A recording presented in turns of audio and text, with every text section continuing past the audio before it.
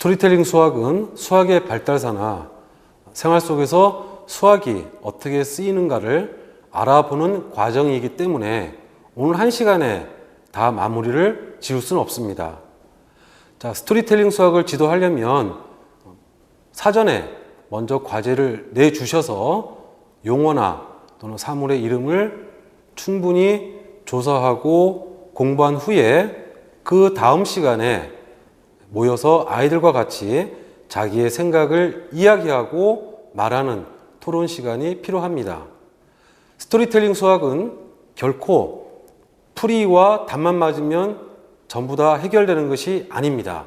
그에 딸린 배경 지식을 차곡차곡 쌓다 보면 조금 더 어려운 스토리텔링 수학을 해결할 수 있는 힘이 생깁니다. 자, 그러면 구체적인 문제를 화면을 보시면서 설명하겠습니다. 자, 문장이 굉장히 길지요. 초등학교 1학년 학생들인 경우에는 이렇게 긴 문장을 한꺼번에 읽을 수가 없습니다.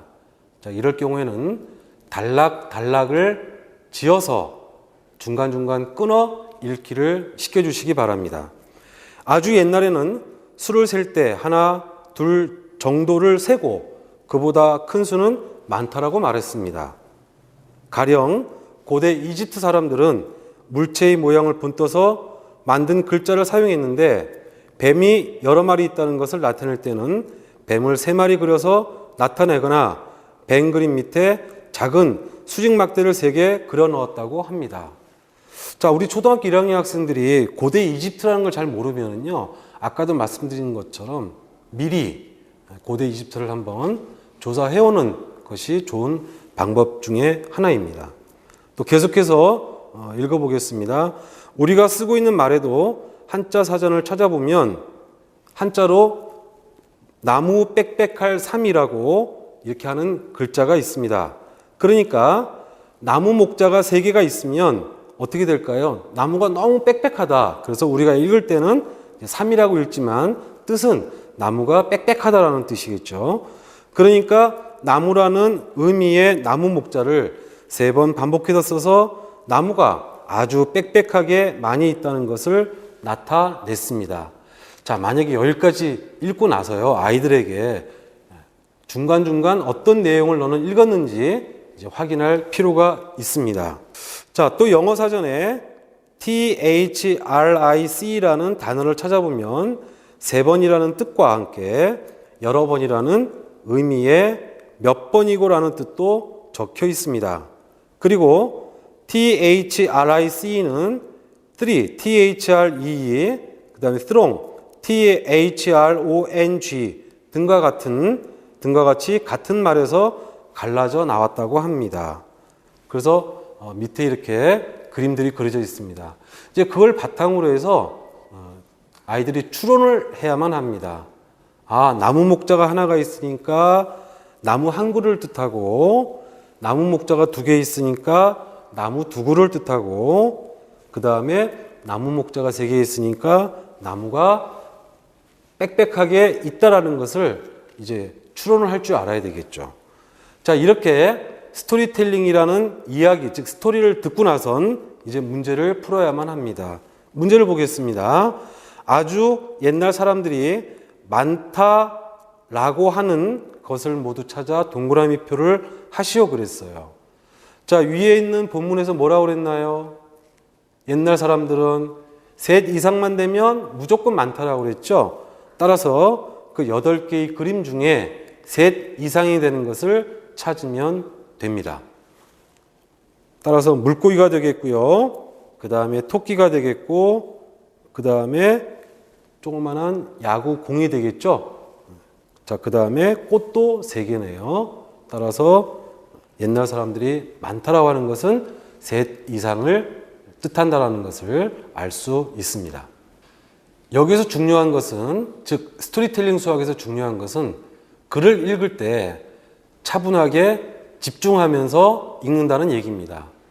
저학년일 경우에는 중간에 단락을 지어서 또는 구분해서 집중해서 읽으면서 어떤 내용인지를 파악하는 것이 제일 중요합니다.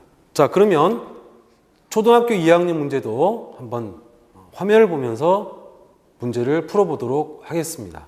아주 먼 옛날 서아프리카 몇몇 지역 양치기들은 돌멩이와 양을 1대1로 짝을 지어 양의 수를 헤아렸는데 양이 많아지면서 더욱 많은 돌멩이가 필요했고 그러다 보니 돌멩이를 보관한 주머니가 무거워져서 가지고 다니기가 힘들었습니다. 그래서 그들은 좀 더 효과적인 방법으로 색깔이 다른 끈을 이용하는 것이었습니다. 그들은 먼저 바닷가에서 조개 껍데기를 구해왔고 흰색, 파란색, 빨간색 등 서로 색깔이 다른 끈도 준비했습니다. 그리고 양 한 마리를 셀 때마다 조개 껍데기 한 개를 흰색 끈에 꿰었습니다. 10마리의 양을 세고 나면 흰색 끈에는 10개의 조개 껍데기가 꿰어지고 조개 껍데기 10개를 흰색 끈에 다 꿰면 파란색 끈을 가져와 흰색 끈에 꿰은 10개의 조개 껍데기를 풀어버리고 파란색 끈에 조개 껍데기 한 개를 꿰었습니다. 그리고 파란색 끈에 조개 껍데기 10개를 다 꿰면 빨간색 끈을 가져와 파란색 끈에 꿰은 10개의 조개 껍데기를 다 풀어버리고 빨간색 끈에 조개 껍데기 한 개를 꿰었습니다. 여기서 우리는 흰색 끈에 꿰은 조개 껍데기 하나는 1을, 파란색 끈에 꿰은 조개 껍데기 하나는 10을, 빨간색 끈에 꿰은 조개 껍데기 하나는 100을 뜻한다는 것을 알 수 있습니다. 이렇게 서로 다른 색깔의 끈을 이용하면 247마리의 양은 3개의 끈과 13개의 조개 껍데기만으로 나타낼 수 있습니다.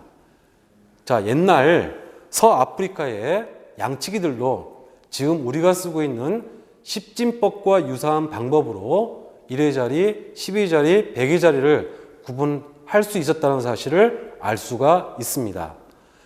그래서 옛날 사람들은 어떻게 1의 자리, 10의 자리, 100의 자리를 구분을 해서 양의 마리와 또는 가축의 수를 세웠는지를 이러한 스토리텔링 수학을 통해서 알 수 있다는 얘기죠. 또한 여기서 중요한 것은 문장이 길다 보니까 아이들이 쉽게 이해를 못하는 경우가 생깁니다. 아까도 말씀드렸지만 단락을 지어서 중간중간 끊어서 읽혀주시기를 당부를 드립니다.